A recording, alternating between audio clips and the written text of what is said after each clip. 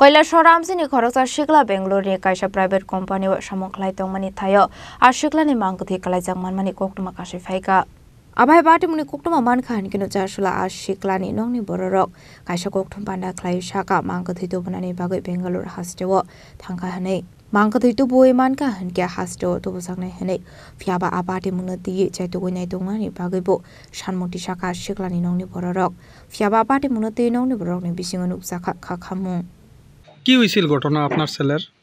আমার ছেলে তো বাইরে থাকে অনেক দিন ধরে, আর গেছে প্রায় সময় তার মার কথা হয় রাত্রে। আচ্ছা, খাওয়া দাওয়া হয়েছে নি করছে নি এসব কথাবার্তা পরে হঠাৎ একদিন ফোন করছে, দিন করে না। কোন দিন ফোন করছেন? ফোন তো করছে মঙ্গলবার রাত্রে ফোন ধরে না ধরে না। এরপরে আবার যেন যোগাযোগ করা হয়েছিল, এরপরে এরা কেনটা হয়েছে আপনারা কেউ আয় কে কইছে? ওই এখান থেকে আমরা খবর লইছি, এরা খবর পাঠাইছে এই দেখা। কি হয়েছে? ওই তো ঘরের ভিতরে দুইজন লাশ হয়েছে। আপনার ছেলের নাম কি? অনিকেত দে। অনিকেত দে। বয়স কত? 25।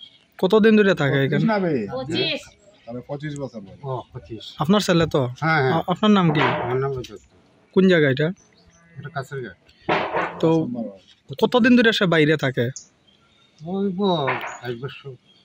বাণিজ্য কামায় না এখানে? কোন কোম্পানিতে কাজ করে সে এখানে? হ্যাঁ।